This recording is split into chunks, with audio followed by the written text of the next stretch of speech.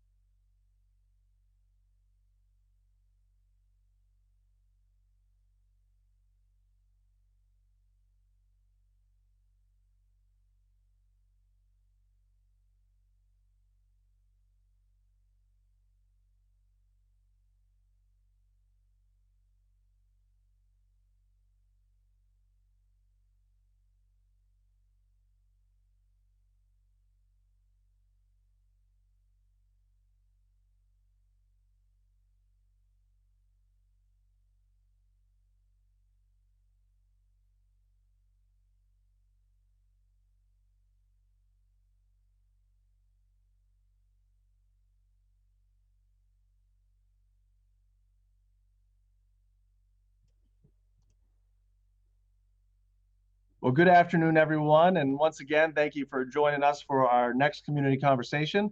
The focus of our discussion today is to make sure everybody's up to speed, gets the questions answered regarding how we're going to start the 2020-21 school year in remote learning 2.0. So as you can see on the screen, possibly I've got a lot of my colleagues with me, the directors of the district, to help out with some of the questions and topics throughout. So our goal today is to go through a brief overview of what I shared with the board last week in terms of our reopening plan, get everybody up to speed.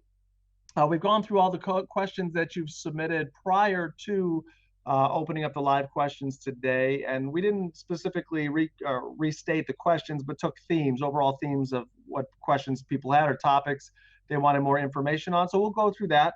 And then, as always, we will open up for live questions. So hopefully we will be able to check off the list some of those things that you were wondering about, questions you had. So we're all moving in the same direction for a successful start to the upcoming school year. So just as a reminder, I know as we announced and we all know it via the email that I shared, is that we're going to start the school year in remote learning 2.0. And as we've shared with our teachers and our staff and our administrators, that's where all of our energies are being placed in the next few weeks prior to students arriving, so we can continue to grow and develop and enhance and provide the same premier educational experience you expect in person and remote 2.0. But that also means that we need to continue to plan for in-person, in-building learning and blended learning, because these are all aspects of our plan that we believe we're going to implement at some time during the school year. So we are still working on all aspects of that plan. And again, as I shared in a variety of framework or formats, the school district will start the upcoming school year in remote learning 2.0. That means that students will be at home predominantly 5 days a week, receiving their instruction in an online platform from their teachers or through the solo program, if that's what some families have chosen. And we've also wanted to share that parents and families should prepare that remote 2.0 may last through at least the first quarter.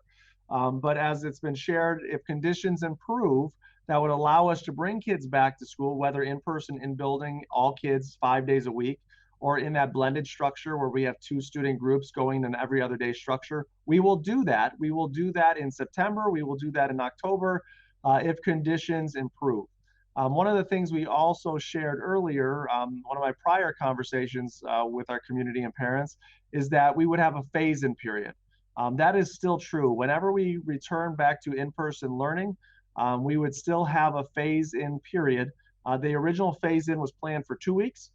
It will be at least a week long. We still need the students to understand the procedures and protocols and how school is going to be different with the restrictions that we'll still have to have in place. But whether it's the full 2 weeks, we will collaborate with our staff and with our administration to see if that's still necessary.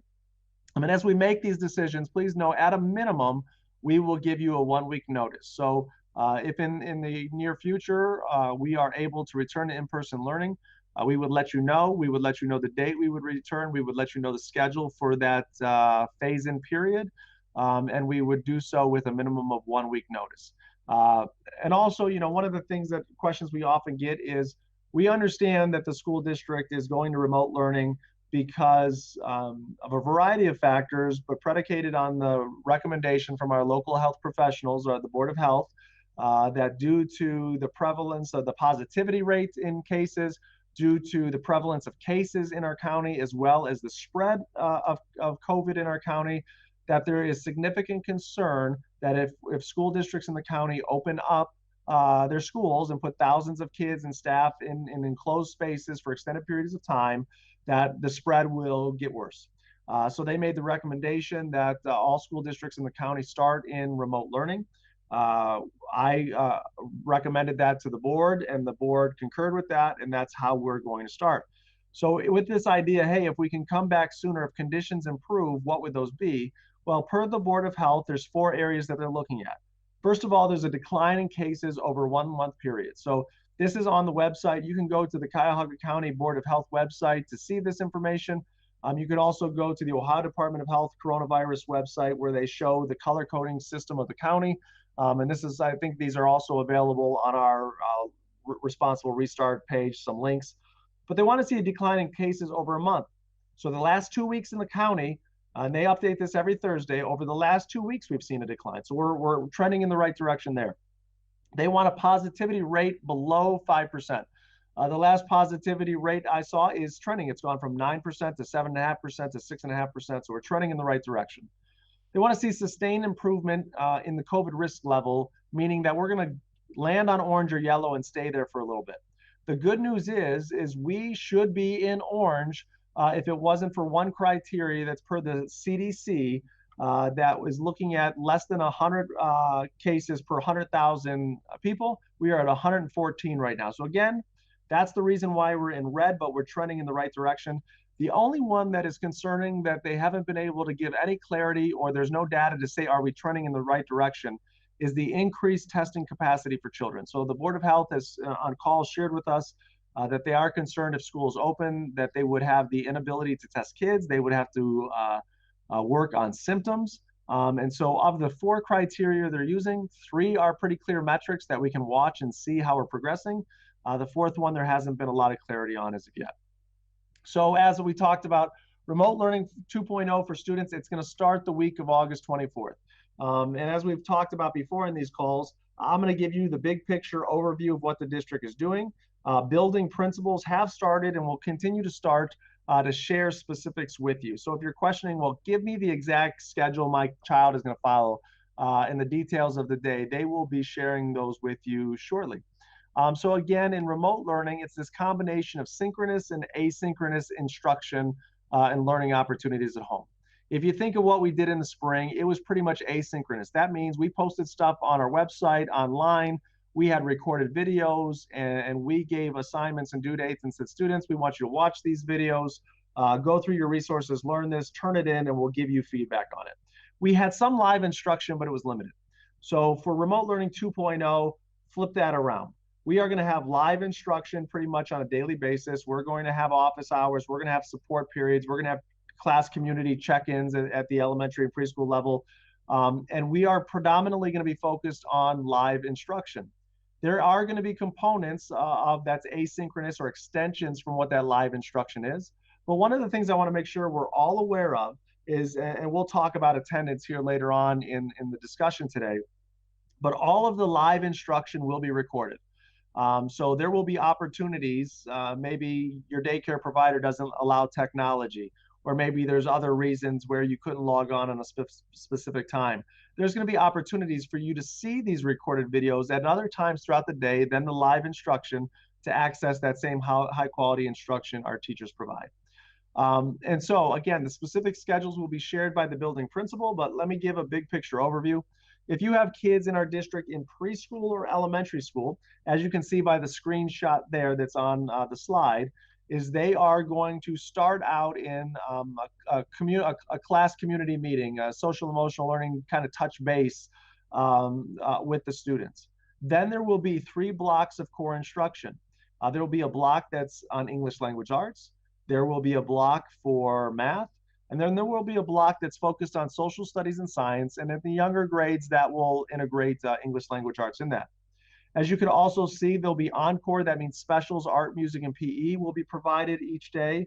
And then we'll have an intervention enrichment time as well as kind of a review support time that's there. So as you can see, our students are going to have opportunities throughout the day, throughout the traditional school day, to receive this instruction. And so one of the things also to take note of is just because it says that the English language block 1 is 60 minutes, does not mean your child's necessarily going to be online for the full 60 minutes. The teacher may have some direct instruction, then they may break off into smaller groups. Then there may be a time during that time period for small group question and answer and support. So that time will ebb and flow each day, but I don't want you to look at this and think, oh my gosh, my first grader, my 6-year-old is going to be online for, 6 hours in a row each day. Again, more details to come from the principal, but that won't be the case. At the middle school and high school level, our kids are going to follow their schedule divided between 2 days. So again, I think if memory serves, the schedule will start around 8:50, 9 o'clock, so not as early as their traditional day, and it'll go into the early afternoon. But this is not the exact schedule, but it'll give you an example. On Monday, your child may participate in their first, second, third, and fourth period class. On Tuesday, they'll participate in their 5th, 6th, 7th, and 8th period class, and then that cycle will repeat as we go throughout the week. Now, to start the school year, we are not going to we are not going to follow this schedule on Fridays. One of the things that we need to be understanding of is it's going to take some time for our students to acclimate to online learning. to remote learning. We want to keep a pace that's meaningful to our kids. We want to use this day on Fridays for some assessments so that we're not taking instructional time away for assessments. So in the first couple weeks, we are going to have on Fridays, we're going to have small group support. We're going to have check-ins with students through office hours or structured scheduled check-ins. We're going to have time to collaborate with our colleagues to make sure that the curriculum and pacing is working for our students. But when we feel that our students are able to keep up with the pace of new instruction in a remote setting, then we will put those Fridays in and follow the same schedule. Continuing on, and we've talked about this as well. Yes, in remote learning, our students are going to be predominantly at home, learning 5 days a week through an online platform. But we are also working on plans to bring students into school, whether individually or small groups. So plans are being finalized, and those will be shared with you shortly. So one of the things to keep in mind is when schools were closed in the spring, first of all, we weren't allowed to bring students in at that time. But students knew their teacher, they had their technology, they had their workbooks, their textbooks, et cetera. That is not the case when we're starting the school year in remote. So we're going to set up times for students, whether individually or small groups or in a rotating fashion, to come in to meet their teachers and to get their materials, to get their textbooks, their workbooks, their Chromebooks. Some of our buildings are planning, and this is going to be able to happen before the 24th. Others, because of the intensity of the amount of materials, the training that needs to happen with our students and our parents to help support remote learning at the elementary level, some of the educational testing that needs to happen that can't be done remotely to see where student learning gaps may be and how we can plan for all of those. There's going to be a schedule and a sign up for families to schedule times to come in this first week of school to take care of these items. As well as long-term plans for how we're going to support individual students or small groups in in-person learning. And as you can see here on the list at the bottom, also, our special education department, our student service department is working on plans. And Andy Trujillo, our director of student services, will give an update shortly about how that's going to work. But bringing students in for IEP or therapy services that are best facilitated in person. And one of the things that we're all concerned about is the social emotional health and the mental health of our students based on schools being closed in the spring, based on a long summer break, and now remote learning to start the school year. We are going to bring groups or individual students in to provide them counseling services, whether that be through our school counselors, whether it be through the affiliation we have with Nancy Lowry and Associates for clinical counseling supports, as well as the district was able to hire 2 social workers out of grant funding that the district received. So our counselors are back at work at the secondary level, at the high school, coming back shortly at the middle school and elementary level. And so we'll be communicating those services as we go throughout the summer months and the fall. So what we want to do is kind of get into that. That's the update on Remote Learning 2.0. If you want a lot more details, you can go to the same site that you're on now to stream this and stream the board meeting. About the first hour goes into greater detail about Remote Learning 2.0, but that gets us up to speed. So one of the things we want to go to now is some of the topics that were brought up in the questions that we wanted to address for you. So one of the things, and I shared this with my phone call to parents on Monday, is people were waiting for the board to vote or wondering why the board did not vote. So I wanted to restate and be clear that how we operate our school district, the day-to-day operations of the school district, is the decision and underneath the authority of the superintendent. So, just like calamity days, whether we open or close for cold days or snow days, those are my decisions. It is also my decision as to how we operate the school district with consultation and support and collaboration with the Board of Education. And so I know you may have heard in other districts, boards have voted. And predominantly boards have voted because there wasn't consensus on the plan moving forward. And so when I presented my decision and my recommendation to move forward with that decision to the Board of Education, we discussed it openly at our last board meeting. There was consensus from the board members that they were supportive of that plan. They did not need to vote, and they chose not to vote because we had full consensus as to how to move forward. So I want to applaud the Board of Education for their thoroughness and their work ethic and the time spent in analyzing all aspects of this issue.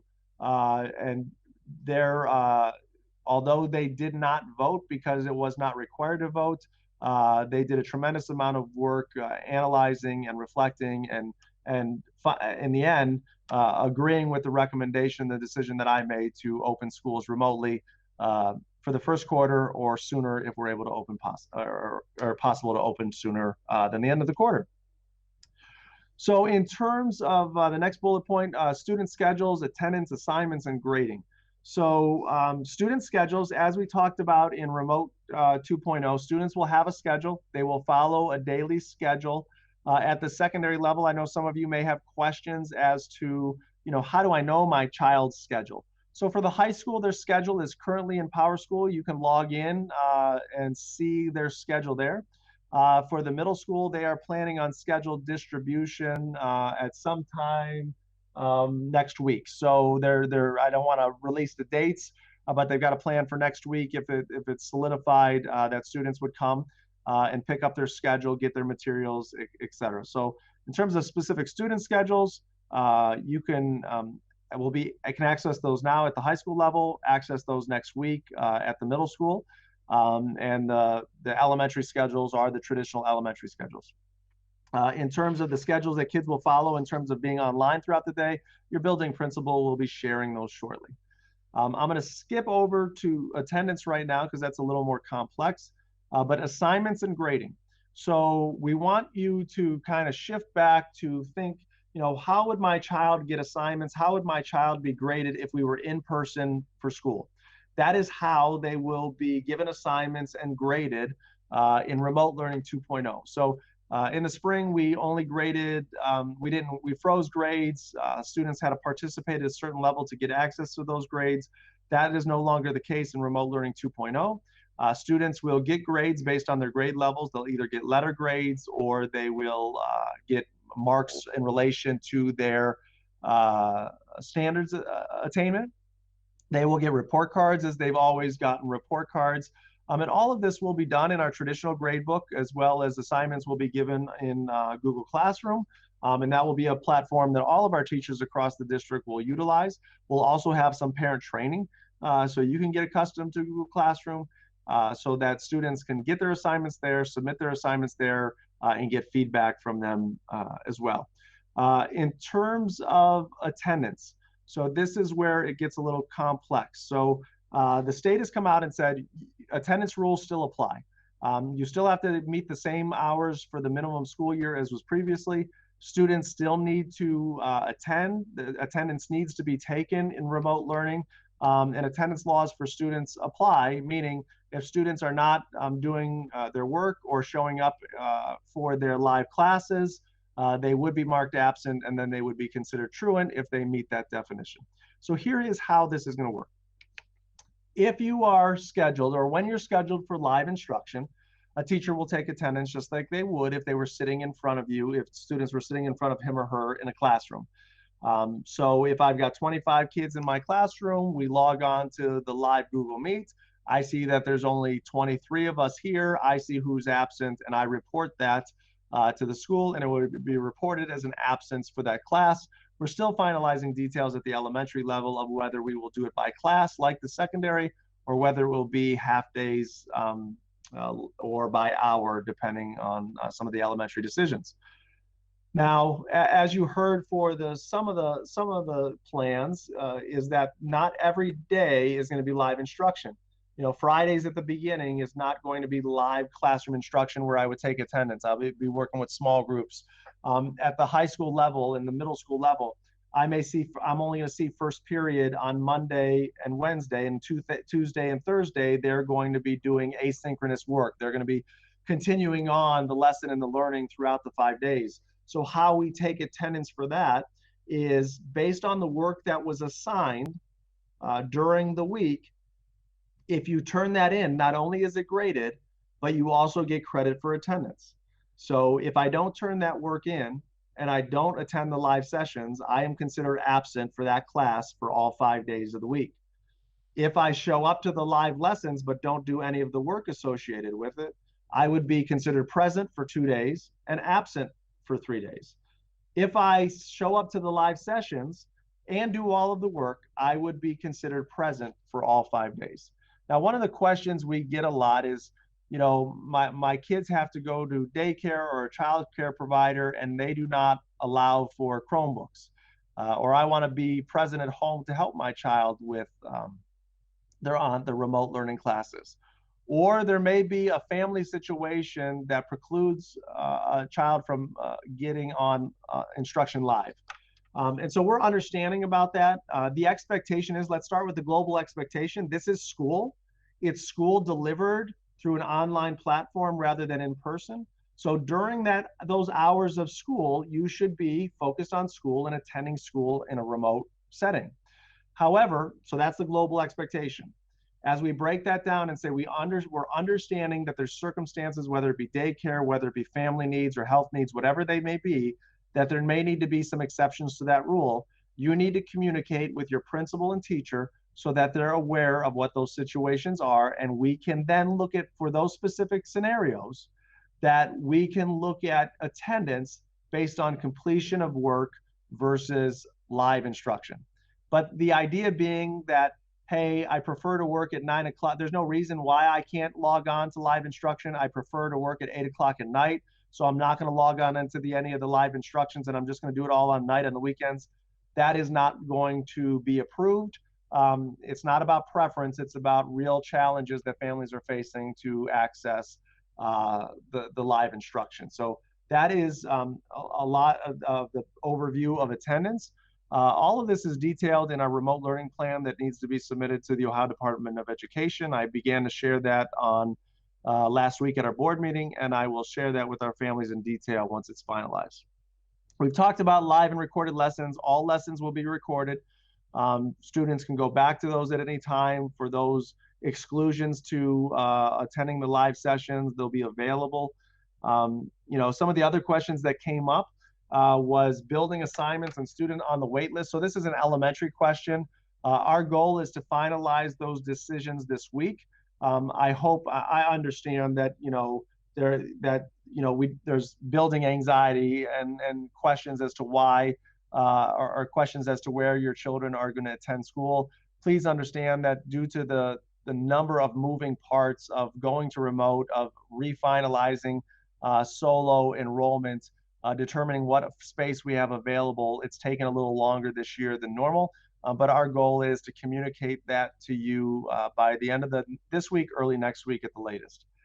We received a lot of questions on full day and half day kindergarten schedule, and I'm actually going to scroll back up because the screenshot kind of summarizes that. The schedule for remote learning will follow the time frame for half day kindergarten.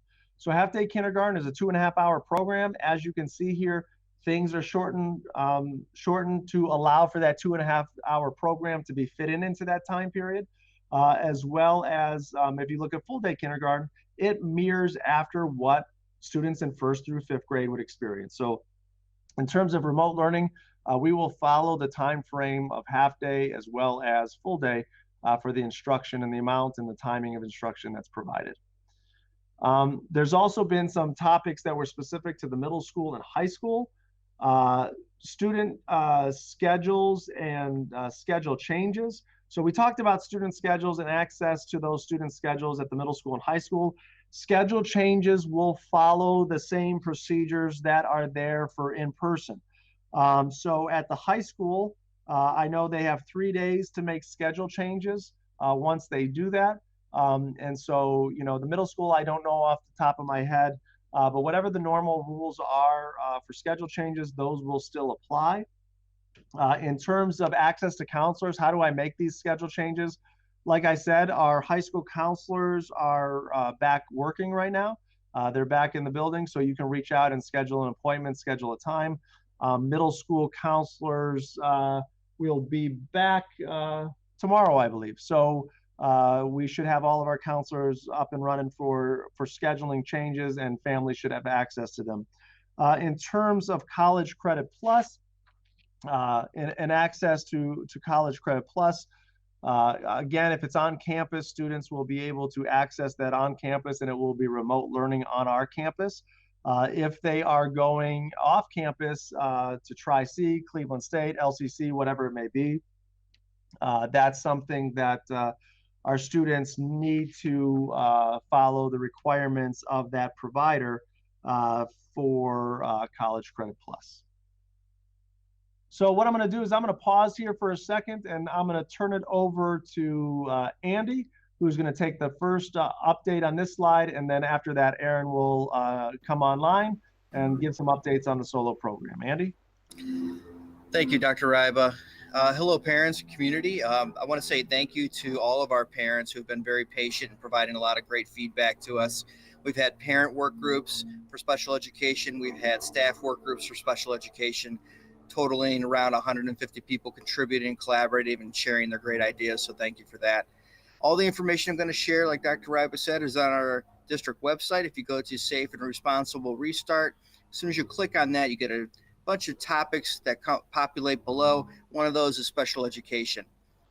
The document that comes up for you in special education is a description of all the educational options that are available to us right now, and what that looks like for special education. So when I say available to us right now, it's depending on what the superintendent says, what mode we're in. So if it's blended, if it's remote 2.0, or if you choose solo, what special education or serving students with disabilities would look like in those scenarios.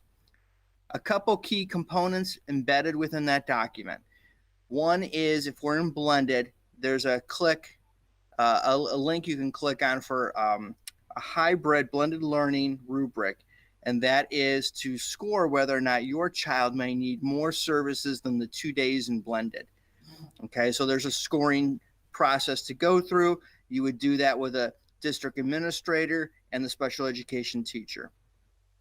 Now, since we're in remote 2.0, probably the most important step right now is to go through the remote learning plan that's available for every student on an IEP. We're working real hard to start getting those scheduled.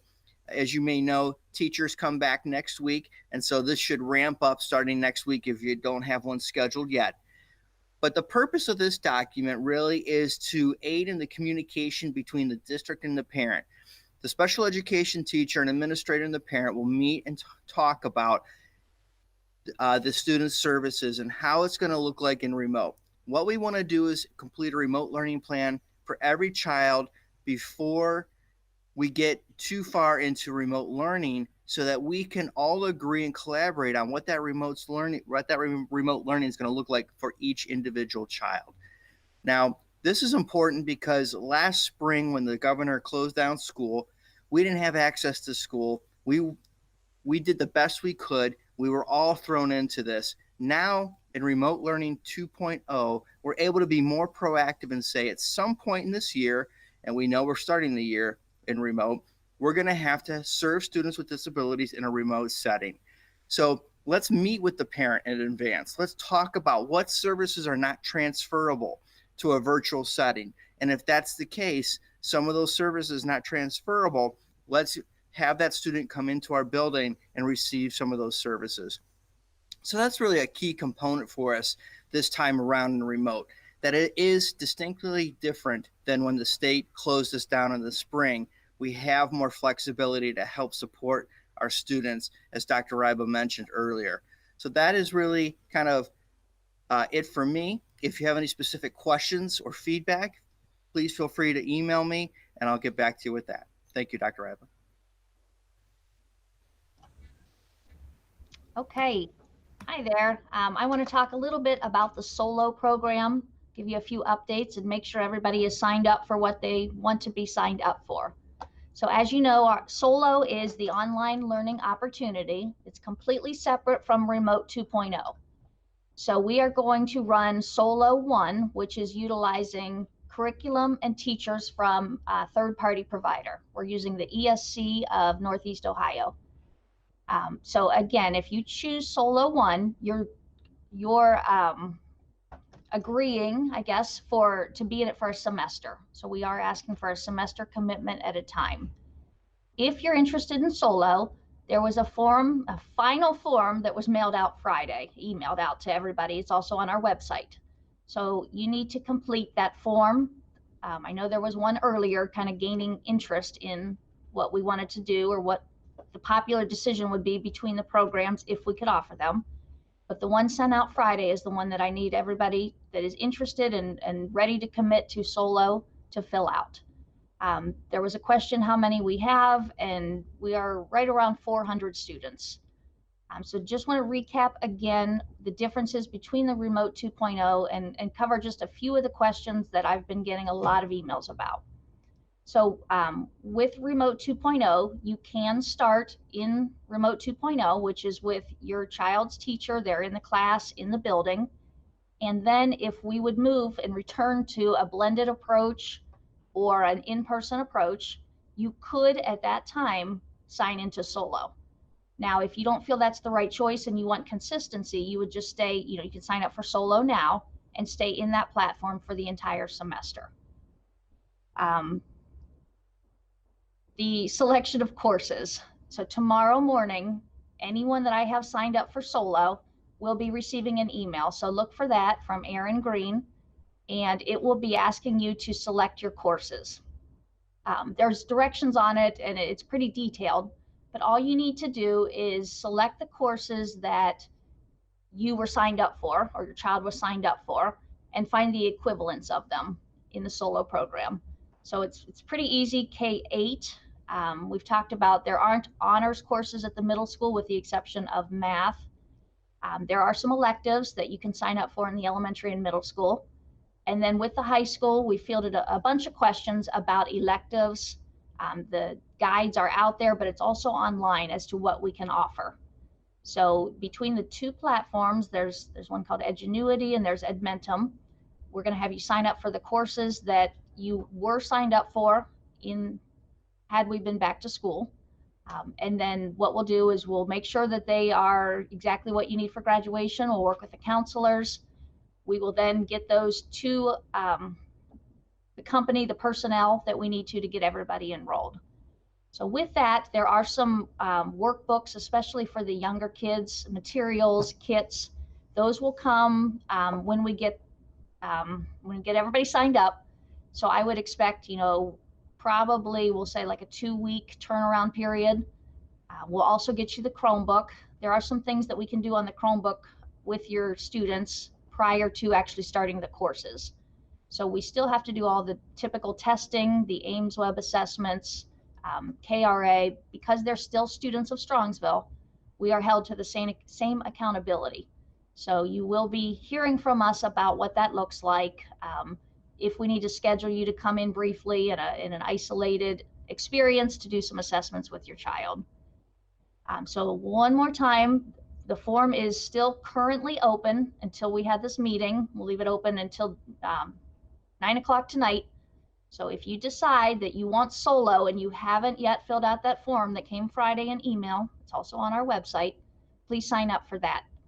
If you by mistake filled out the solo form and you no longer want solo, you heard what Dr. Riva said about, you have some flexibility in the learning, in the time frame, and you'd like to revoke from solo, I need an email from you tonight. And that way we will get those changes made. Like I said, tomorrow morning, look for an email for scheduling, and we will get that turned around as quickly as possible. So we will be in touch once we get your information from that. Thank you, Erin, for that update. A couple other items on this slide, access to Chromebooks, materials, and textbooks. So kind of talked about this earlier that every building is planning opportunities for students, whether individually or small groups or through a rolling pickup to come and get their materials, and building principals will be communicating that to you here shortly. So in terms of the Chromebooks, Mr. Binkley, our Director of Instructional Technology, is online. Dave, you want to give an update on Chromebooks and access to those for this school year? Yes. Starting next week, later this week and next week, we're going to be liberating some Chromebooks, and we'll have them inside the buildings ready for the students to pick up with the rest of their materials. So there will be no additional pickup needed. They'll be given out with their regular textbooks, workbooks with their schools. Also, we have enough Chromebooks for a lot of our students, but due to supply chains, like Dr. Ribe has mentioned in the previous board meetings, that we will might have to reach out to some family members and see what our current Chromebook situation is towards the end of next week. Thank you, Dave. And so we feel strongly that, you know, we've got plan A, we've got plan B, we've got a backup plan for plan B. And so I don't want, I know I've fielded some questions of families that are nervous of, hey, we only have one device at home. I have 2 kids. How is this going to work? We feel confident that we'll be able to work this out based on our stock of Chromebooks, based on the number of students we know that have their own Chromebook at home already, that all students will be able to have a device, but we'll be communicating that shortly. In terms of athletics, co and extracurriculars, athletics, again, as talked about at the board meeting, athletics and whether they will continue to operate and which phase they'll continue to operate is at the discretion of the superintendent. And the board confirmed my authority during this next 2-week period to continue to determine which phase of athletics we're in, or if we need to suspend athletics for a period of time for a variety of reasons. However, in terms of whether we will keep moving on with practices in different phases or canceling a sports season, that will be a discussion publicly with the board. And so we'll have an update at the August 20th meeting. So every week I will be sharing with all of our athletic teams which phase they are in, whether they are allowed to compete or not. And so that is continuing to happen, as well as our marching band program. So just as an update, all of our programs that are able to continue to participate are still able to participate and do so in either phase 2 or a couple teams we bumped up to phase 3. And marching band will continue to operate in phase 2 for the upcoming week. We will repeat that again next week, and then we'll give an update to the board. In terms of co-curriculars, so co-curriculars mean that I have to take a class in school, like orchestra or marching band or choir, and then there's additional work that goes on or opportunities outside of school, like marching band, like chamber strings, like jazz band, like some of our audition-based small group choirs. So those are co-curriculars. If you are taking part in the solo program, or if you are all the other students in remote learning, there may be opportunities for you to continue on in co-curricular opportunities should we return back in person.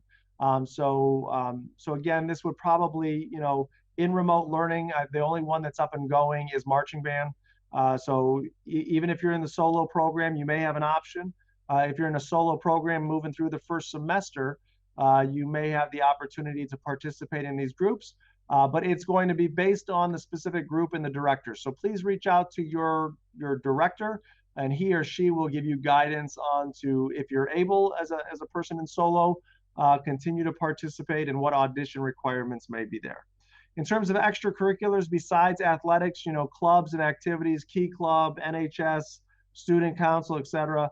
You know, we just haven't had an opportunity to go through that entire list yet and make a determination as to how clubs are going to be handled in Remote 2.0. But we're going to start doing that here in the coming days, and should have some information to our students and our staff and our families as to whether or not these groups can continue on in a Remote 2.0 setting. And then finally on this slide, transportation services.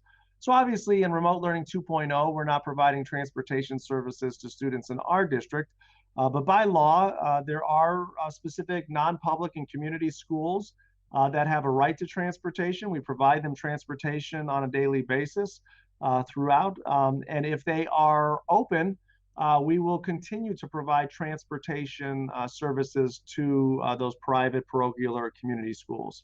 Now, I've been asked this question, and I just thought it'd be a good time to clarify. You know, some of the times I get asked the question, well, you know, Dr. Riba, you're setting up remote learning for the start of the school year, but there's a lot of private parochial schools in the county that are not following the Board of Health's recommendation, and they are opening.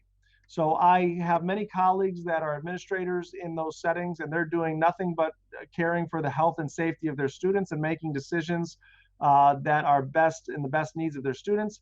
But we also have to understand that there's a great difference between a public school and a tuition-based program.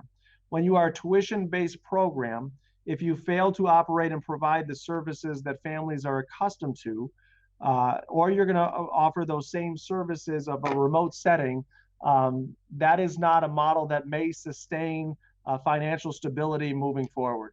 So there is a different sort of requirements or pressure on our parochial and private school partners due to the fact that they run based on tuition.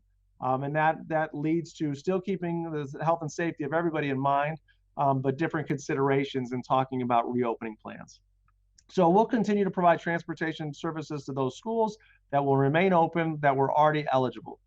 In terms of Polaris, Polaris Career Center has decided that because of the uniqueness of their programs and their ability to socially distance greater than some other schools, they are going to remain open for in-person learning. And we will provide transportation services for our juniors and seniors taking part in the Polaris program.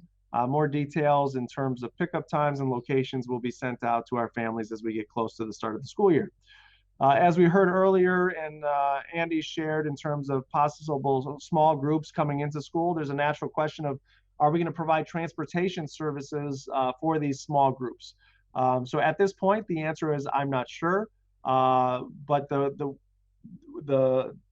kind of defining or platform for our decision is, if these small groups are going to be rotating, it's going to be different groups on daily basis and small groups, it becomes logistically difficult, if not impossible, for us to create bus routes when the routes are changing on a daily basis. If we find that we're going to have consistent groups of students that are going to be coming into the buildings on a consistent schedule or daily schedule, then that is something we will look at and see if we have the possibility to offer those services. So not a final decision, but at this point in time, we are not ready or able to offer transportation services to those small groups of students that may need to come into the school. In terms of the next topics, staff expectations for remote learning. Some of the things were follow up with students, technology training, communication. So we've been meeting with our staff virtually, kind of in the same pattern as we've done with our community. Our building administration has worked with them. We're in the process of we've developed and finalized and reviewing it, expectations, teacher expectations and staff expectations for remote learning 2.0.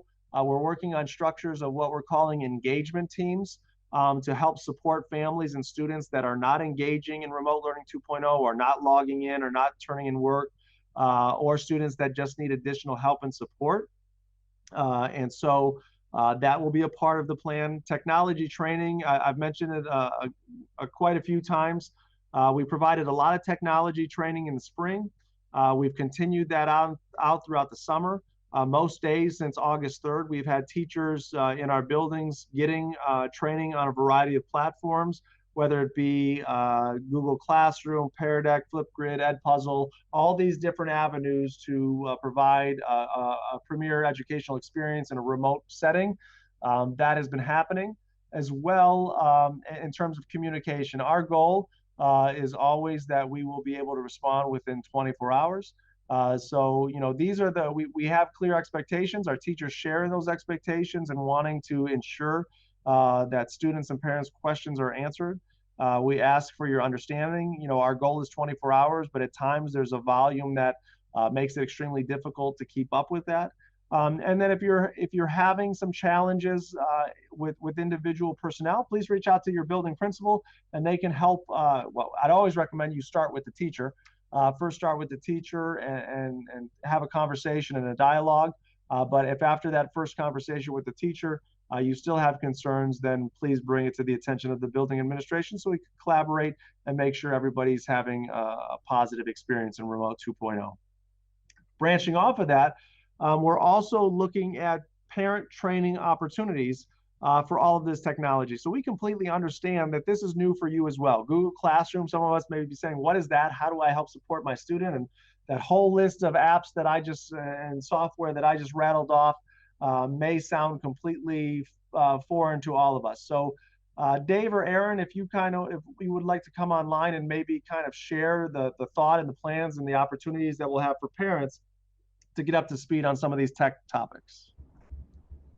Sure, I can go first and then Dave can jump in. So at the elementary, we are planning to have, when the kids are coming in, we're also going to have a parent tutorial. So as we take the kids, and we being teachers, and are working with them, assessments and such, parents are actually going to learn with the Chromebook as well. So how do the kids log in? How do we get to Google Classroom? Those type of things. And then Dave, do you want to take the other part about the website? Yeah, we are also developing a parent tech portal website that will have tutorials, some GIFs, and some smaller videos to help guide parents and students as we go through these different programs, and even familiarize them with programs that they maybe already know, but just need a little bit of refresher as we've been away from it over the summer. Thank you, Dave and Aaron. The next topic is preschool and full-day kindergarten tuition. So I'm going to ask our treasurer, George Anagnostou, to share the discussion that was had with the board and the procedures that will follow for tuition for these two programs. George? Hello, thank you, Dr. Ryba. As Dr. Ryba mentioned, the previous discussion we had at the board with the board at the July 27th Board of Education meeting, we discussed when and how to charge families for tuition for full-day kindergarten and preschool. The consensus we agreed to was to determine a daily rate and only charge families for when in-person instruction occurs. We will likely either invoice families monthly or by semester if in-person instruction does occur. Any deposits already paid will be deducted from the last invoice of the school year, and the Board of Education will officially vote on a daily rate at its August 20th Board of Education meeting. So that sums that up, Dr. Ryba. Thank you, George. And so, as George said, you will be charged tuition for times when there's been in-person instruction, and the board will consider that at their upcoming meeting. And I know we've got one more topic I'll talk about at the end, but I'm going to turn it over to Aaron.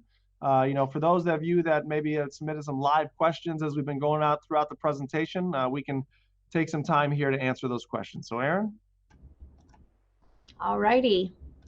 Can you talk, and I know Andy talked a little bit about it, but small group services such as speech therapy, those type of things, how will they look in the remote setting? Do you have any idea of when they'll be scheduled or when we'll know?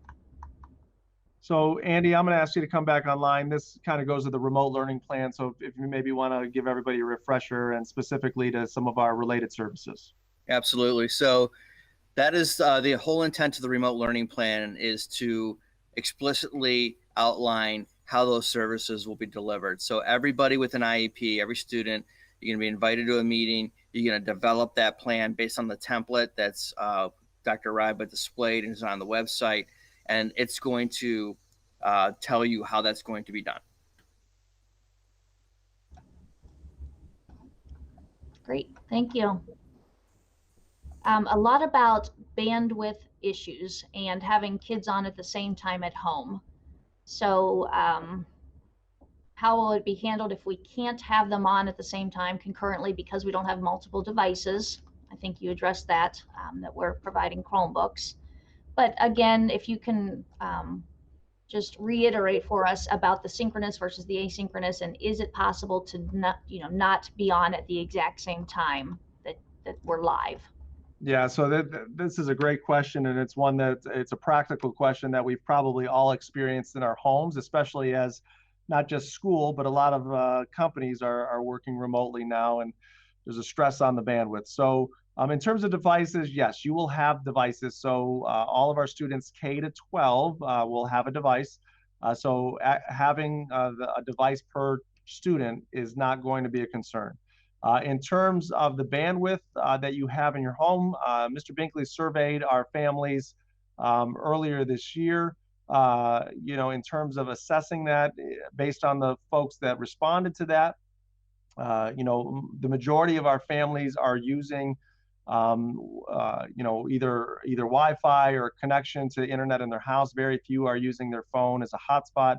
But if you're having bandwidth issues, as we talked about earlier, all lessons will be recorded, and lessons will be available in that recorded format at a later time, to where maybe you'll have better access or based on your Wi-Fi in your home. So in terms of, we talked about, hey, if there's a long-standing issue where you're not going to be able to be present on live instruction, let the teacher know.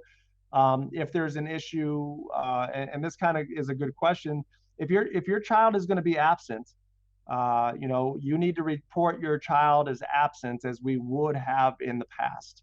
And so we're still working through all of those details as a school district. But if your child's sick and is not going to be online, then you need to report him or her as sick.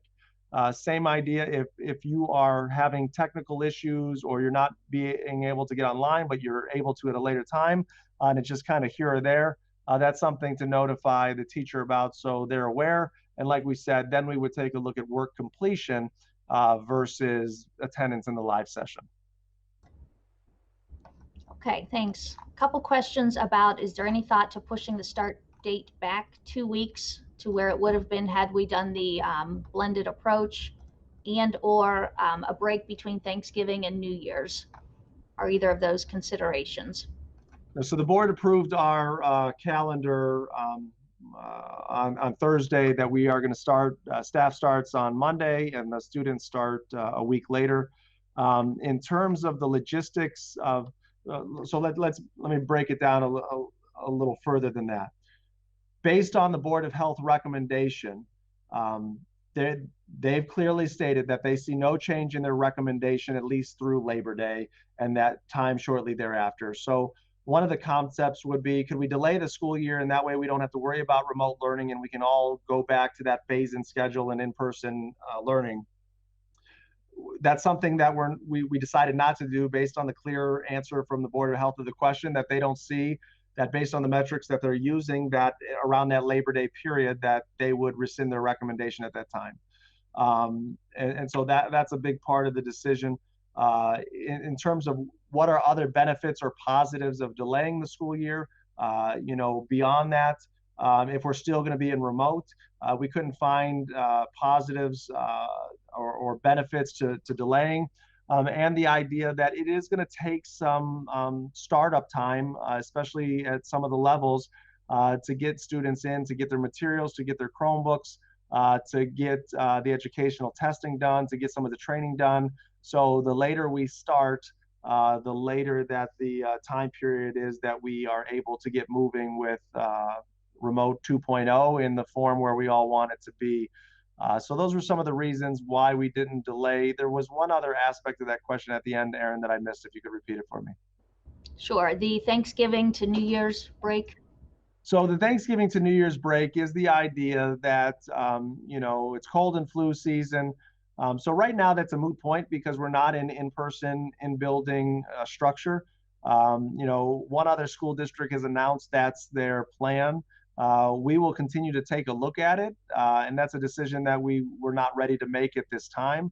But one of the things that is promising is the Southern Hemisphere is currently in their cold and flu season right now. And what is coming out of the Southern Hemisphere medical data is that they are seeing much lower rates of flu this year, predominantly because people are wearing masks. So, the idea is let's keep our kids remote. So, you've got families traveling, you've got heightened cold and flu season. We'll continue to monitor that, but that will be a decision that will be made at a later date when we can have all of the most up-to-date facts and evidence versus what's available in early August. Okay, some questions about band classes, predominantly for the middle school, but are they happening during Remote 2.0 for either band or choir?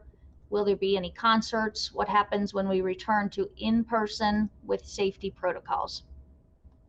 So during Remote 2.0, all classes are going to continue to occur. We understand the challenges that are presented with our performance-based classes in a remote setting, but we have not eliminated any electives or any specials or any classes, so students will still participate in those, and our teachers are working diligently to do the best they can to create meaningful experiences for students as they take these performance-based classes in a remote setting. Based on the fact that we are not able to get full ensembles together, full groups together in person, at this time, there's no plan to have concerts during a remote setting. If the district is in remote 2.0, based on these classes that need to meet in person, marching band's a little different because they're an extra or co-curricular and we're allowing them to practice right now. But in terms of the other groups, at this point, there's no plan for concerts until further notice. And then when we get back to in-person learning and in class, our band, orchestra, and vocal music teachers have developed draft protocols of what would be in place.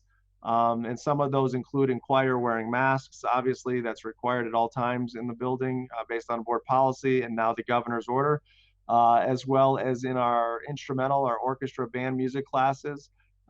They have built dividers for each side of the person. You have the music stand in front of you, and they're looking at alternate locations for the classes that would allow for additional spacing.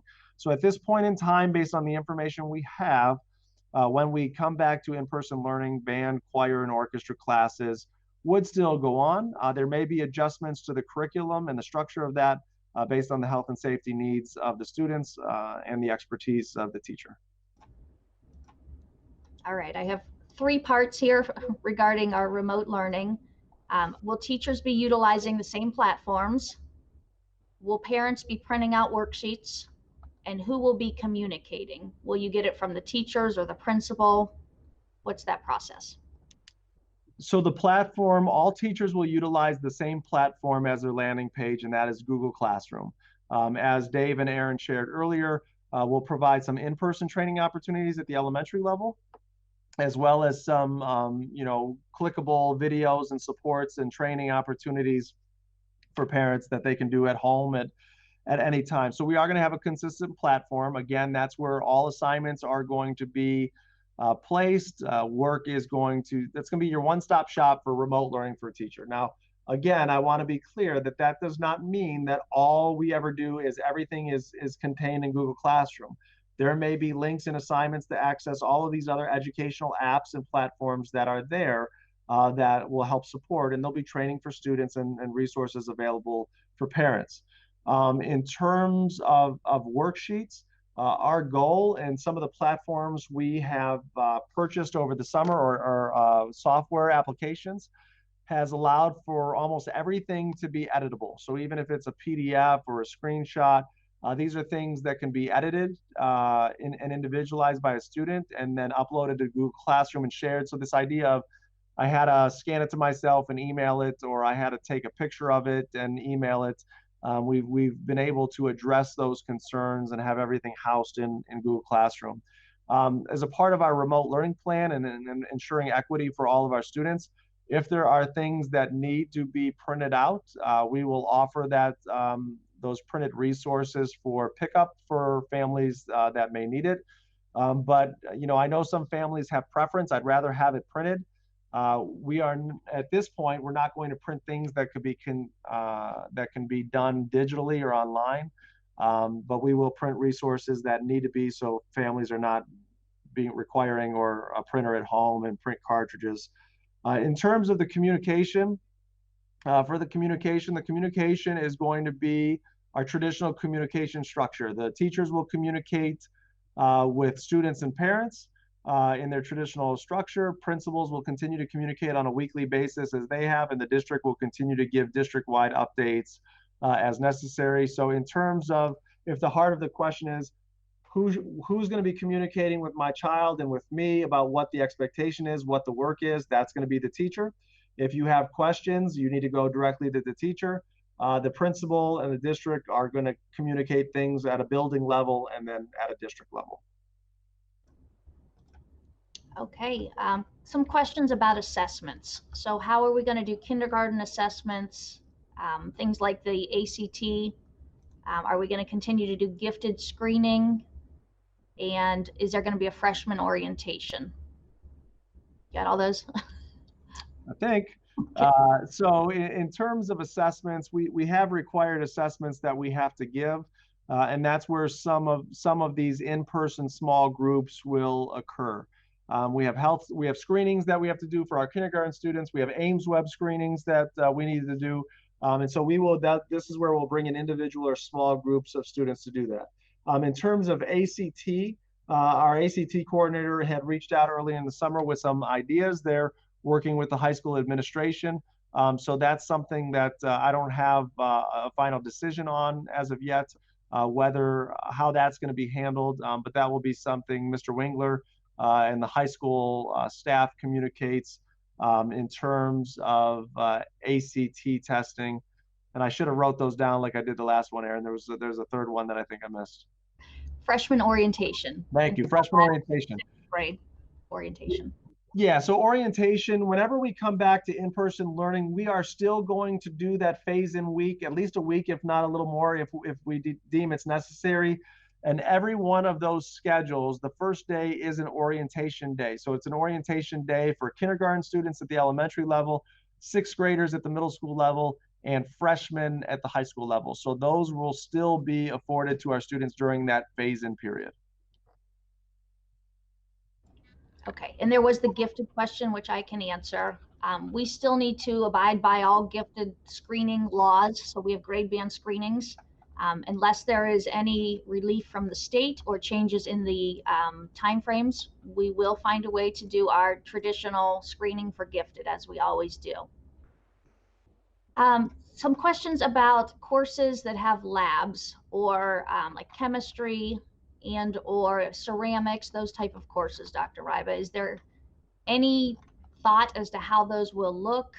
Should they, if it's a semester course, should they try to take it second semester instead?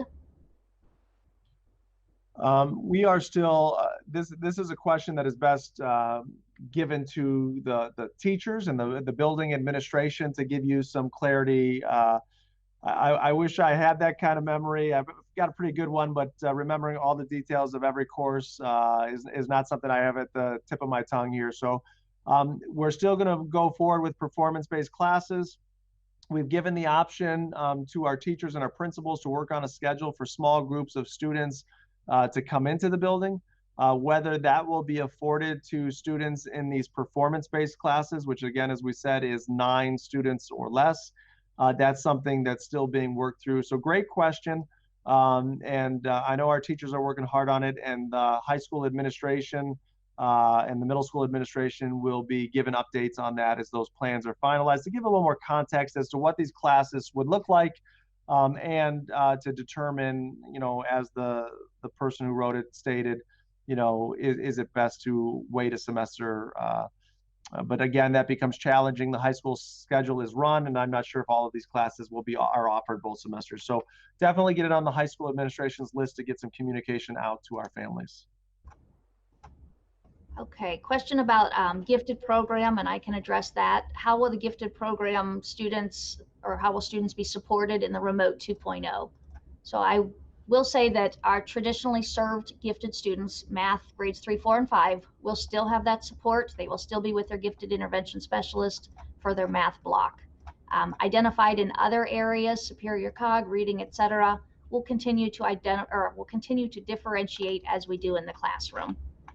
There was a question about tic-tac-toe boards. I can assure you there will be no tic-tac-toe boards.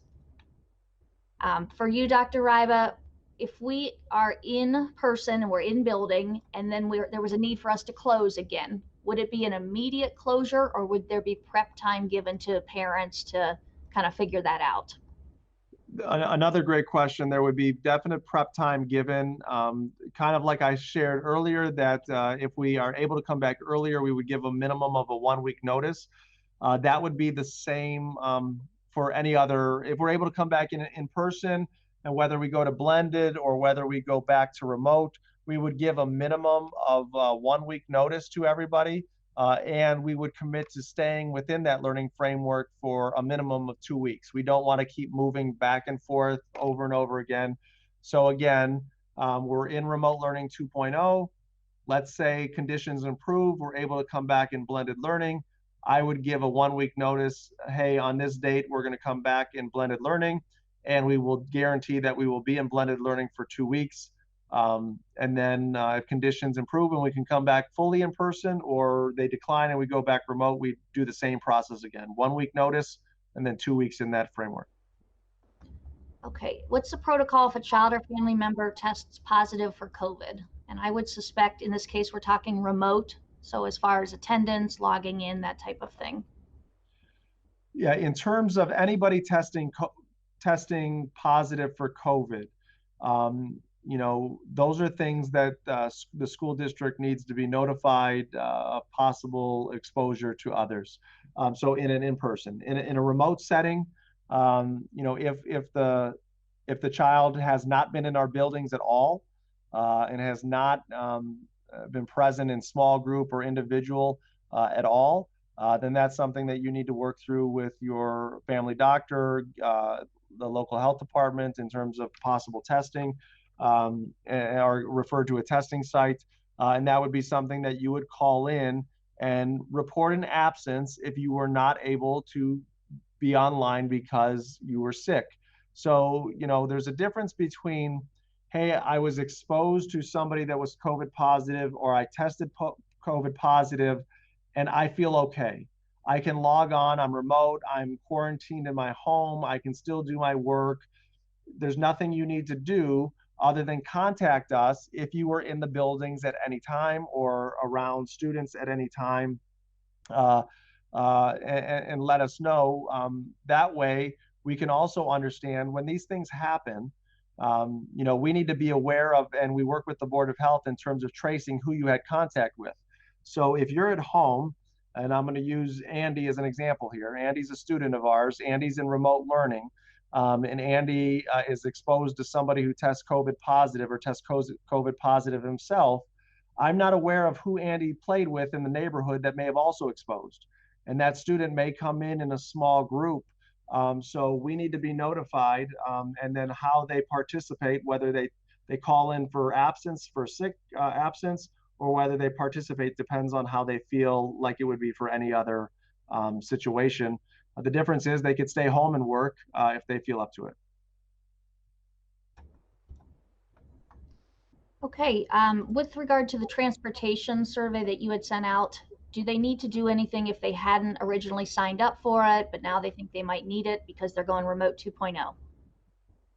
So right now, there's nothing that we need to do for transportation, or anybody needs to do in remote 2.0. So we know our students, the transportation provided is for the parochial, private, and community schools, as well as students that are going to Polaris. As we go forward and prepare for in-person learning and look at transportation, if they decided to opt in or opt out, if they didn't fill out the survey at all and will need transportation, then that is something that we will reopen as we get closer. But right now, there's other decisions we have to look at in terms of transportation. So there's nothing at this point that needs to be done. Okay, is there a Polaris bus that's going to be running to and from the high school? And then do we have to get them to the high school for that bus? So we are working on yes, we will have a shuttle that's going to go from the high school to Polaris. And so we would prefer that if students, whether they drive or whether they can get to the high school for that shuttle, that would be our preference. We understand that some students don't have the ability to get to the high school. And so our transportation department is going to be working with our families and students from Polaris, identifying students that can't get themselves to the high school, and we will work to provide transportation services to them. We don't want students not being able to get to Polaris because busing to the high school in a traditional sense is not happening. Okay. Can you speak to the school internet handling the amount of classes streaming? And if it, would happen to go out, would that be a charged absence against the student? Um, Anything that you can talk about with the internet and the capacity for teachers to be online at the same time streaming?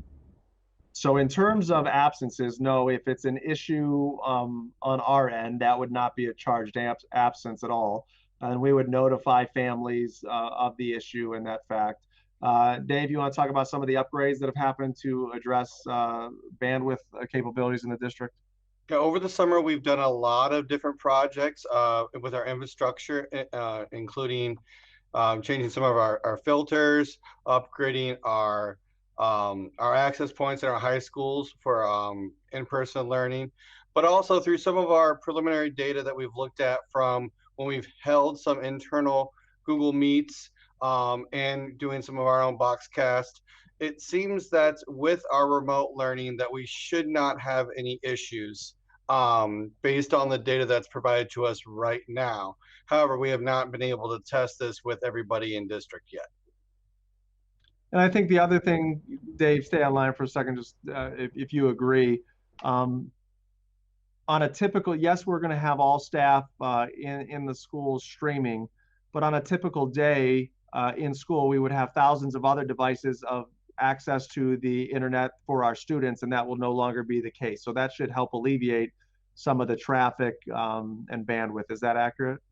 I would believe so. And you think about when people talk about the internet issues at the high school, it really was a device management issue where we had a lot of devices in small areas. Those access points have been changed, so that would not be an issue anymore.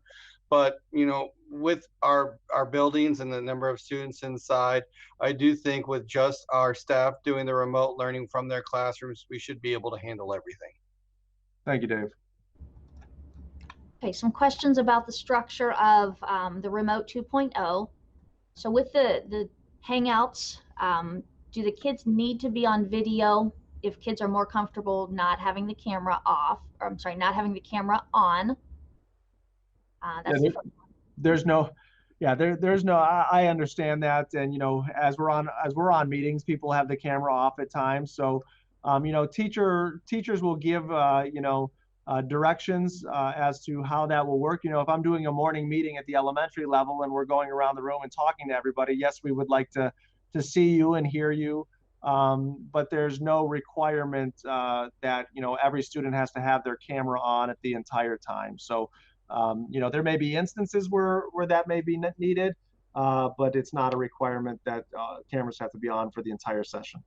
Okay, so the question is, will your middle and high schoolers see just the teacher, or will all the teachers be visible as well when you're on the Google Meets? Students, you mean, or? Yes, will the students Okay. see other students in the class? Yeah, so when you're on a Google Meet, if you've been on a Google Meet or you've been on a Zoom, you have access to see everybody that's in that same discussion meeting with you. So if I go just as I would go into my classroom and I'd see the 25 kids that are in the same class with me, the same is going to be true for a Google Meet. So I'm going to see the 25 other kids plus the teacher that is in the class with me. But as you can see on your screen right now, how we're streaming, all of my colleagues have decided to mute themselves and turn their cameras off. So all you can see right now is me. And so that can be the case as well. And I know when we talk about recording lessons and sharing them later, there is capability and directions that we're giving our teachers in terms of making sure if students do not want their image recorded or displayed, that they should keep the camera off. We have the ability to set the image that is there when we shut the camera off. It could be our picture, like a lot of ours is. It could be, a letter. It could be a symbol, whatever it may be. We have the ability to remove the names when we record these as well. So we want, even though we are going to have access to everybody, we want to keep the privacy of our students as much as possible within the classroom and for the recorded lessons that are made available to the class as well. Okay, there have been some questions about when elementaries will know their class lists and when the actual schedules for each elementary will be published, schedule of the day. and what exactly that will look like. And I do have that information. That's going to be Monday, a week from yesterday, so Monday the 17th. Just as we typically do a week before school starts, we will have the lists posted. You will have your actual building schedule at that point. And I don't have anything further than that as far as, details, but be prepared. Your building principal, I'm sure, will be sending something out.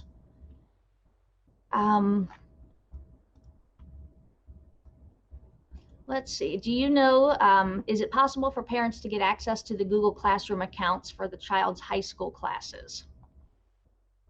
And Aaron or Dave, I don't know the answer to that question. For you log in with as the student, correct? I'm sorry, Aaron? Is only if you log in as the student, correct? Correct. Only students have direct access to the Google Classroom itself. Each Google Classroom does have a guardian mode that the teachers can enable and then invite parents. Guardian mode typically shows about a weekly summary of what was posted during the week for that class. Yes. So what we're telling our teachers to do is to put the email addresses for all of the parents that correlate with the kids. What you'll get is an email asking you to opt into that guardian summary. And when you opt in, you will get that weekly update with missing assignments, things that need to be turned in, grades, if the teacher's keeping grades in Google Classroom, although they don't directly correlate with our other grading system, our PowerSchool. Dr. Ryba, can you talk about why teachers are coming in? We're trying to limit opportunities for spreading the virus. Couldn't they be working from home, etc.?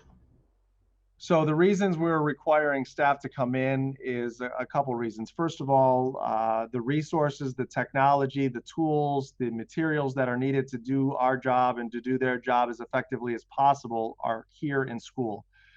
Secondly, we're working with our staff individually that may have health concerns or may have childcare concerns that would qualify for any of the allowances through the FFCRA, FMLA, ADA, et cetera. And then on a case-by-case basis, determining whether they can work remotely or whether they would need to take that leave. As I think we all learned, or maybe I'll make assumption, I learned throughout the spring closure, it's highly challenging if you have children at home or even if others in the home.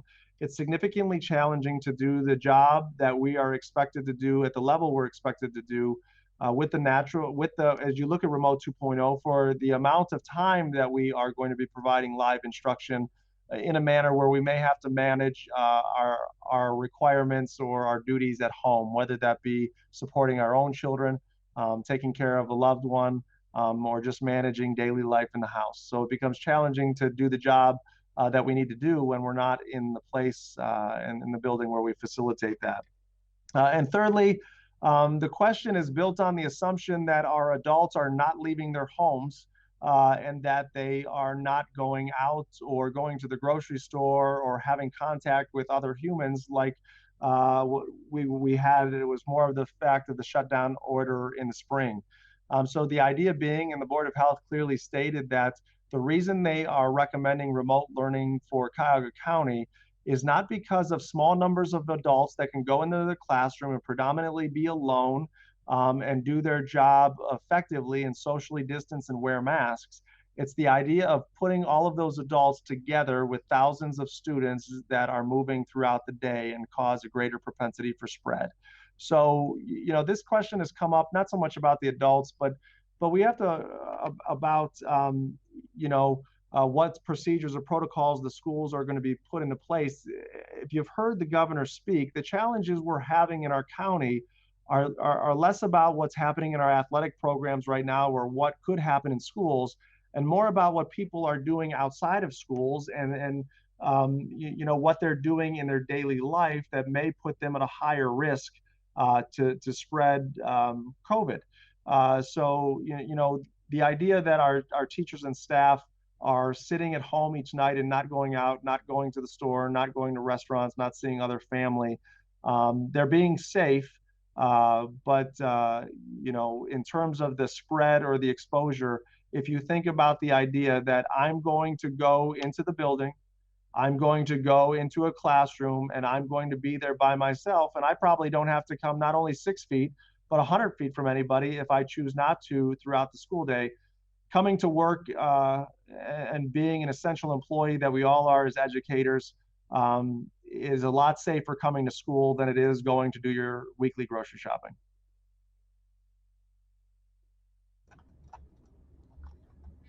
Okay. Couple things. So if there is a vaccine identified and approved, would it be required for students to have this prior to coming back? Have you thought that far ahead, or do you know what the Board of Health would be?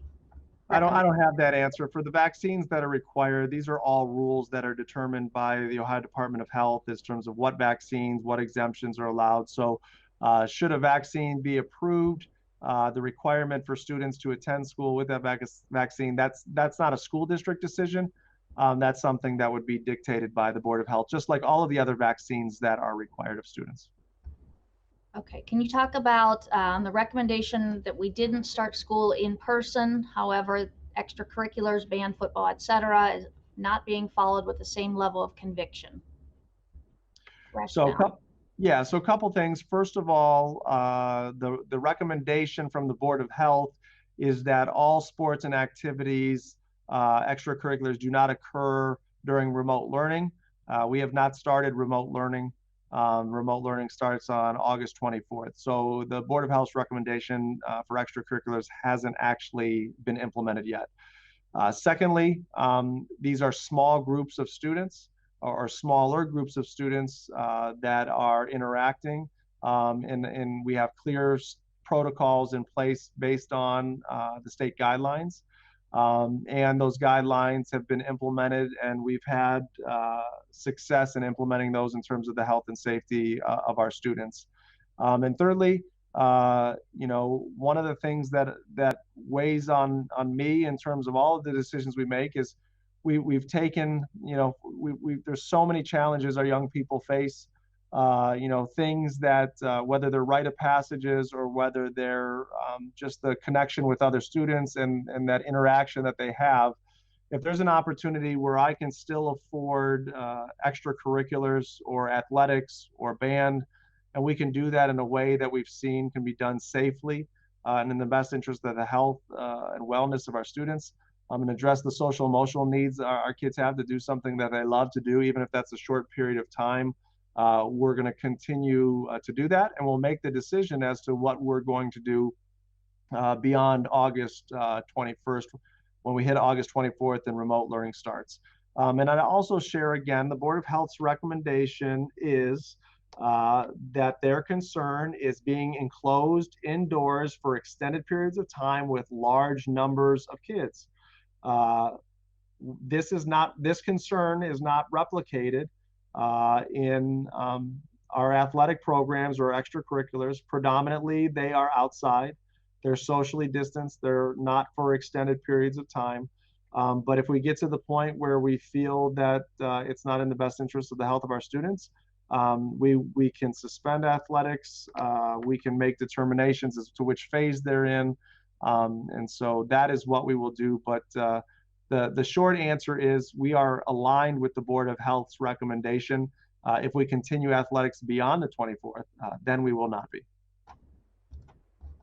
Okay. Have you considered, are we going to enforce the dress code while we're in remote learning? And any thoughts as to supplies? Should they buy the supplies that are on the supply lists? Should they hold off, or will we be developing our own remote learning supply lists? Well, I laugh at the dress code because I think everybody's seen these articles about, no pajamas are allowed. And listen, I've got enough challenges in making these decisions. Dress code at home is not one of them that I am going to tackle. Although we say, obviously, students and staff are going to be online. Please dress appropriately, and I trust our parents to make that decision as to what appropriate is for being online and being visible online. But there won't be a dress code, so to speak, for remote learning. In terms of supply list, that's a great question. I know they've been posted online, but let me loop back with the principals. I'm meeting with them in the next couple days to get some better guidance rather than just my assumption on school supplies.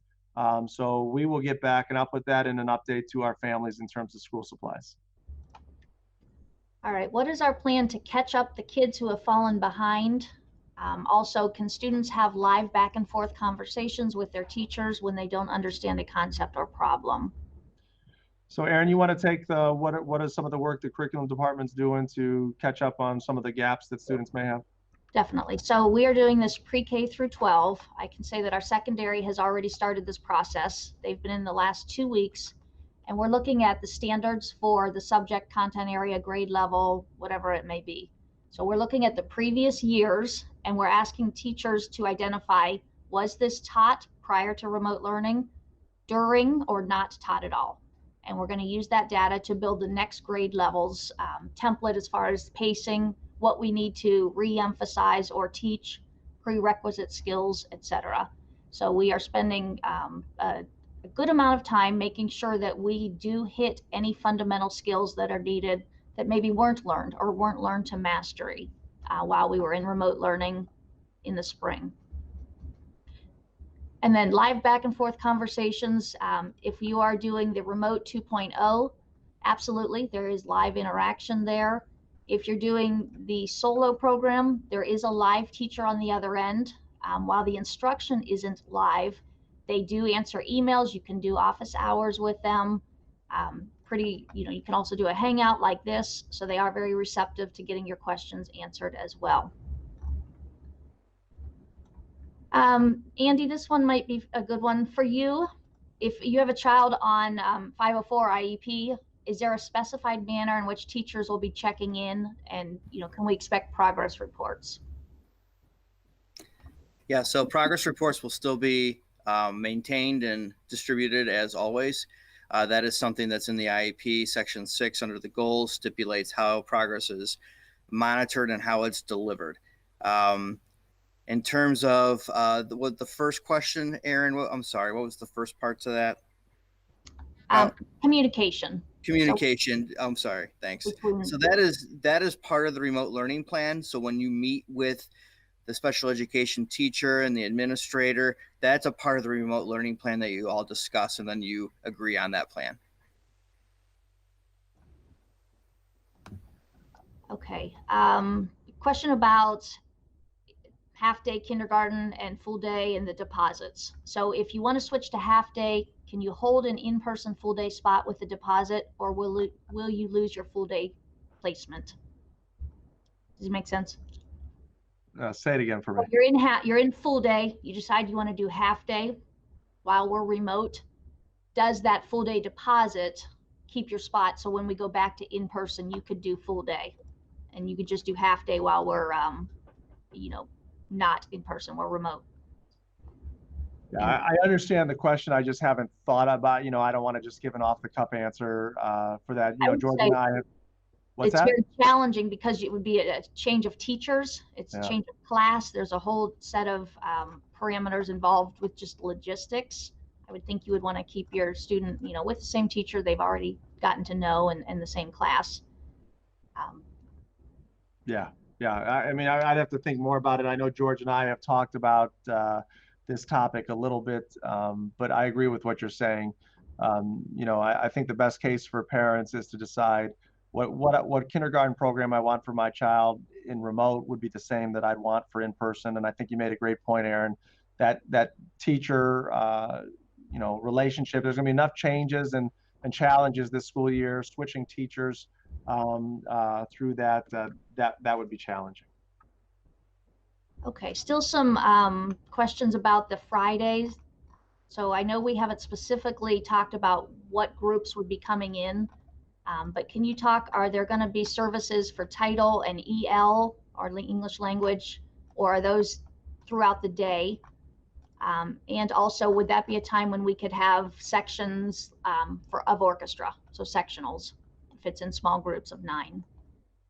So in terms of that whole list that I shared earlier, and I said it's not an exclusive list about the reasons why students would come into the building, Some of these are going to be directed in collaboration between the administrators and teachers. So the idea, and I'm not saying that this is going to happen, but the idea that a teacher would say, hey, I'd like to have 9 students come in, have this experience, and we can do it in a safe manner. Sectionals, labs, small group intervention support, Title I services, in-person EL services. Is that a possibility? Absolutely, that's a possibility. All that I'm asking for is people give us a little time. And by a little time, I don't mean like months. I mean like, a little bit of time to get things. This is new for everybody. So to get things up and running, accustomed, and to work through these schedules. So I know we've got teachers that are very much anticipating wanting to work with small groups of students. That will be a collaboration between the principal and the teachers to determine that. But all of those are options. May not be available on the first Friday, but would be available in the short term. But I'd also, or moving forward, but I'd also like to reiterate that our goal is that moving forward, once we get kids up to speed and comfortable and able to keep the pace with remote learning, that Friday would become another instructional day. That doesn't mean that all of those things, there's not opportunities to do that. Once you get the schedule, you'll see there's some opportunities built into the schedule that could be utilized for in-person small group or individual work. But ultimately, the goal is that students will be following their daily school schedule every day when the time is right. Okay, a few other questions.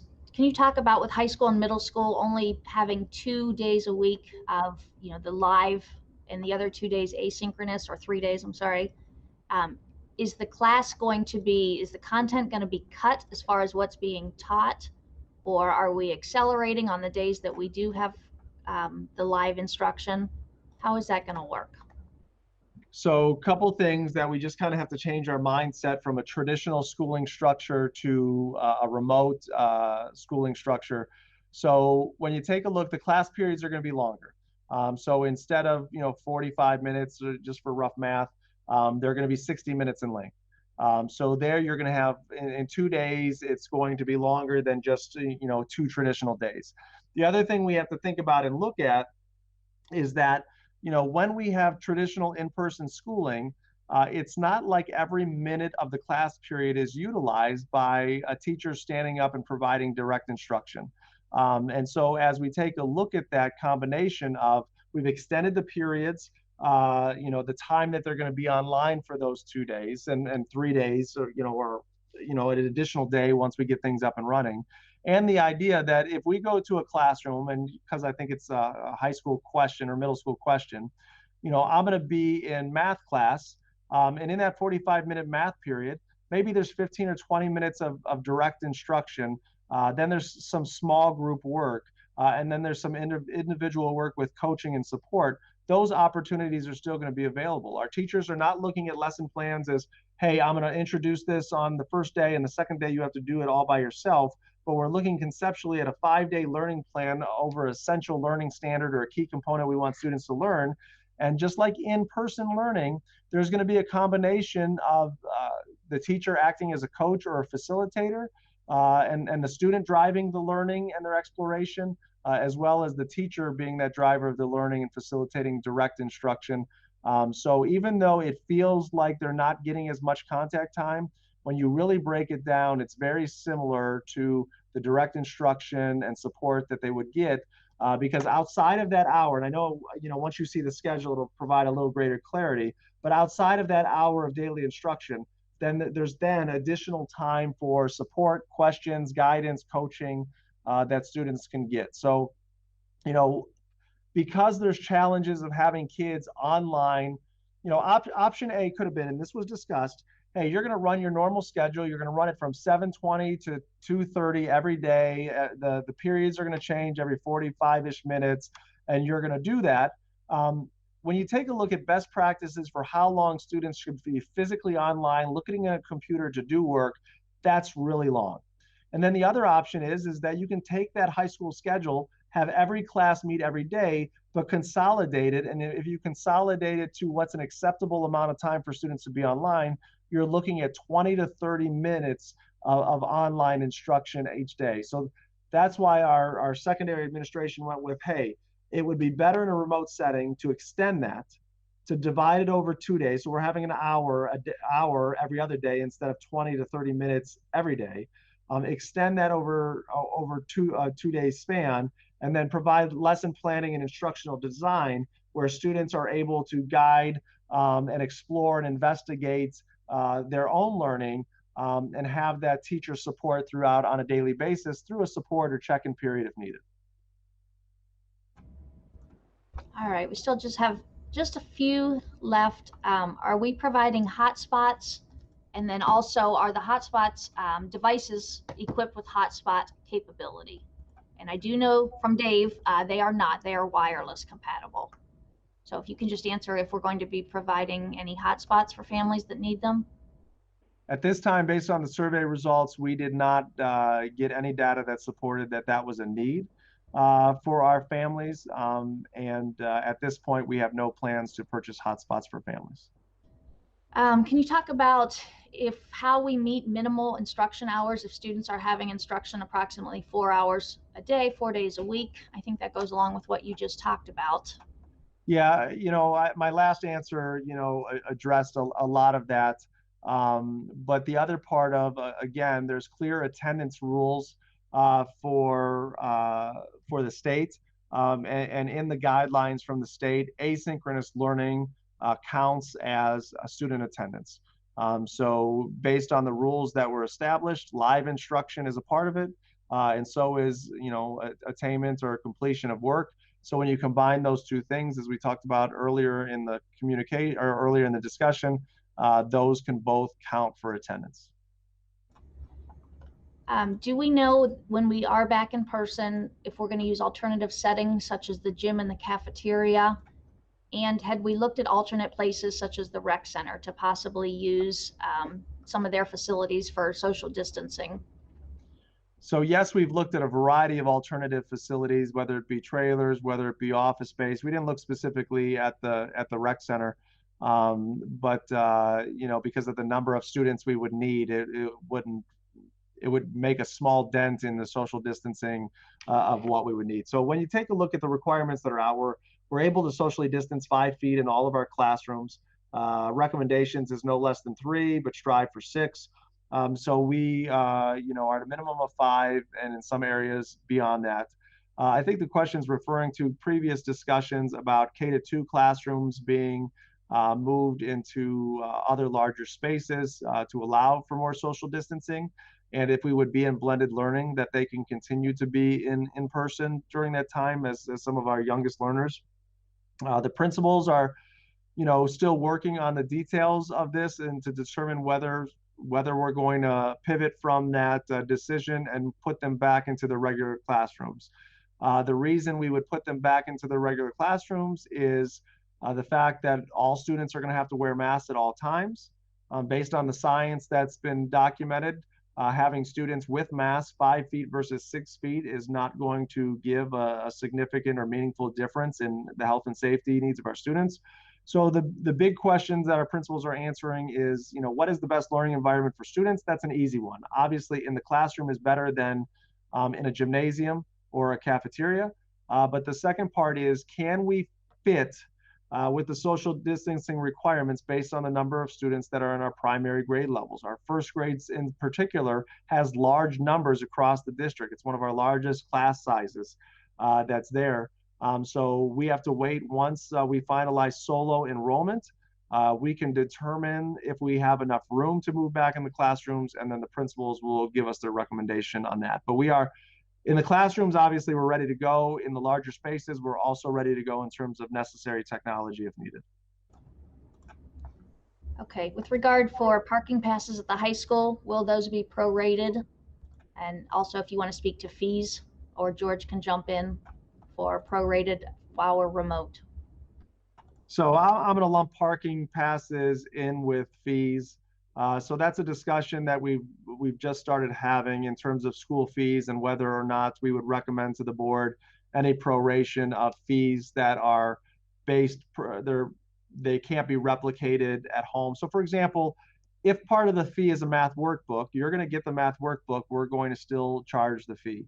If there is a fee that is solely based on a service that's provided in person only, or a lab fee that may not be able to be replicated online, we haven't had the opportunity yet, but that's on the list to start discussing as to how we will address those fees. So no decision yet, but we are having those discussions. Okay, two questions I'm going to lump together, and then I don't mind answering it. It's talking about grade level teachers. Are they again collaborating like they did last year? And is the curriculum going to be individualized by each teacher, or will the whole grade level be doing the same work? So yes, we are all working together. That's some of the professional development that we're doing these next 5 days when we have them next week. We have teachers. It will be very similar. So we are going to have the same standard that we're working on each week. It may not look exactly the same, so it's not going to be a directed everybody do this sheet or everybody do this lesson exactly in this way. However, it's the same concept, the same topic. We'll be using our same Strongsville curriculum. There might be, a little touch that the teacher does or adds to it that may be slightly different than a different teacher, but overall it is going to be the same.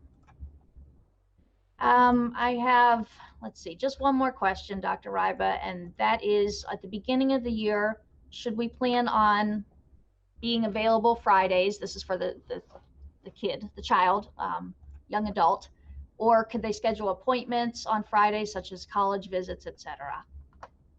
And I'm sorry, they did specify possibly just the first couple Fridays of the school year. Yeah, I think there'll be clarity once you get the details from the building principals for that day. For the answer for this is if there are clear expectations about what students need to be doing and completing in terms of progress for work, if they're asked to report to office hours or small group, they need to be available to do that. If there is nothing required of the student on that day, then how you utilize that day and how the student works on the asynchronous work is at the discretion of the parent.